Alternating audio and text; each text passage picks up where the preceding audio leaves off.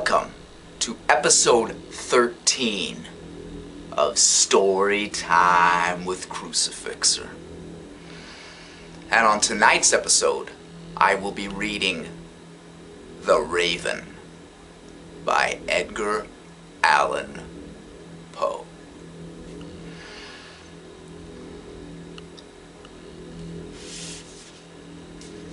Let's begin.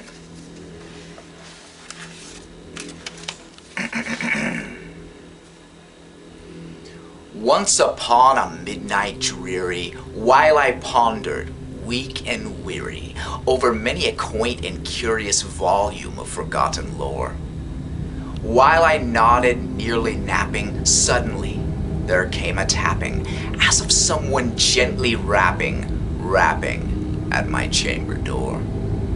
"'Tis some visitor," I muttered, tapping at my chamber door. "Only this, and nothing more." Distinctly I remember it was in the bleak December, and each separate dying ember wrought its ghost upon the floor. Eagerly I wished the morrow, vainly I had sought to borrow from my book's surcease of sorrow for the lost Lenore, for the rare and radiant maiden whom the angels call Lenore, nameless here forevermore. And the silken, sad, uncertain rustling of each purple curtain thrilled me, filled me with fantastic terrors never felt before, so that now to still the beating of my heart I stood repeating, "'Tis some visitor entreating entrance at my chamber door. Some late visitor entreating entrance at my chamber door. This it is, and nothing more." Presently my soul grew stronger, hesitating then no longer. "Sir," said I, or "Madam, truly your forgiveness I implore. But the fact is I was napping, and so gently you came rapping, and so faintly you came tapping at my chamber door, that I scarce was sure I heard you. Here I opened wide the door. Darkness there, and nothing more. Deep into that darkness peering, long I stood there wondering, fearing, doubting, dreaming dreams no mortal ever dared to dream before. But the silence was unbroken, and the stillness gave no token, and the only word there spoken was the whispered word, "Lenore." This I whispered, and an echo murmured back the word, "Lenore." Merely this, and nothing more. Back into the chamber turning, all my soul within me burning, soon again I heard a tapping, somewhat louder than before. "Surely," said I, "surely that is something at my window lattice. Let me see then what thereat is, and this mystery explore. Let my heart be still a moment, and this mystery explore. 'Tis the wind, and nothing more." Open here I flung the shutter, when with many a flirt and flutter, in there stepped a stately raven of the saintly days of yore. Not the least obeisance made he, not a minute stopped or stayed he, but with mien of lord or lady perched above my chamber door. Perched upon a bust of Pallas, just above my chamber door, perched and sat, and nothing more. Then this ebony bird beguiling my sad fancy into smiling, with the grave and stern decorum of the countenance it wore. "Though thy crest be shone and shaven, thou," I said, "art sure no craven, ghastly grim and ancient raven, wandering from the nightly shore. Tell me what thy lordly name is on the night's Plutonian shore." Quoth the raven, "Nevermore."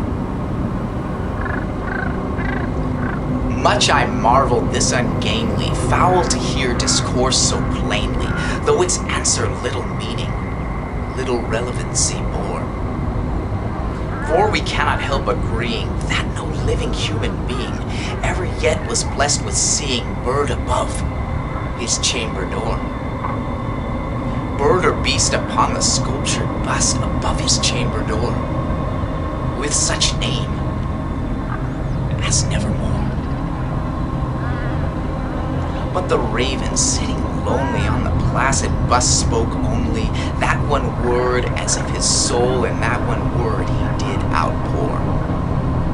Nothing further than he uttered, not a feather than he fluttered, till I scarcely more than muttered, other friends have flown before. On the morrow he will leave me, as my hopes have flown before. Then the bird said, nevermore.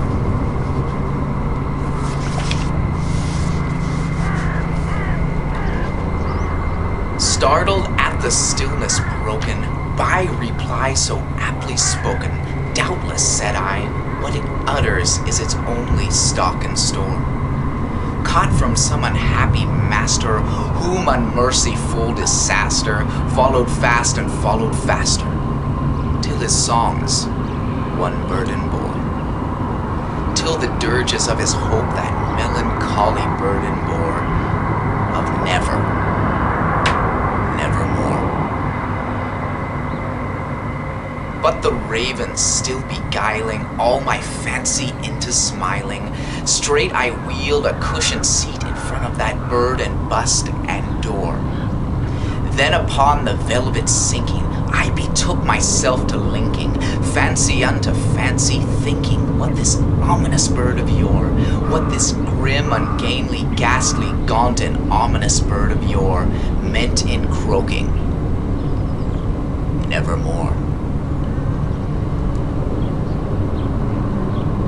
This I sat engaged in guessing, but no syllable expressing, to the fowl whose fiery eyes now burned into my bosom's core. This and more I sat divining, with my head at ease reclining, on the cushion's velvet lining that the lamplight gloated o'er, but whose velvet violet lining with the lamplight gloating o'er, she shall press, nevermore.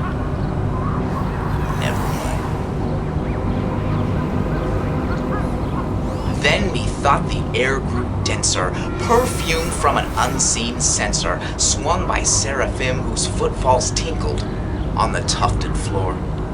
Wretch, I cried, thy God hath lent thee, by these angels he hath sent thee, respite, respite, and nepenthe from thy memories of Lenore. Quaff, oh quaff this kind nepenthe, and forget this lost Lenore. Quoth the raven, nevermore. Prophet, said I, think of evil, prophet still, if bird or devil, by that heaven that bends above us, by that God we both adore. Tell this soul with sorrow laden, if within the distant Eden it shall grasp a sainted maiden, whom the angels name Lenore. Clasp a rare and radiant maiden, whom thy angels name Lenore. Quoth the raven, nevermore.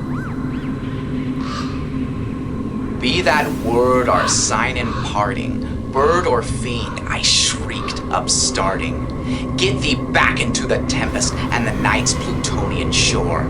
Leave no black plume as a token of that lie thy soul hath spoken. Leave my loneliness unbroken. Quit the bust above my door. Take thy beak from out my heart, and take thy form from off my door. Quoth the raven, nevermore. And the raven, never flitting, still is sitting on the pallid bust of Pallas just above my chamber door. And his eyes have all the seeming of a demons that is dreaming, and the lamplight o'er him streaming throws his shadow on the floor. And my soul from out that shadow that lies floating on the floor shall be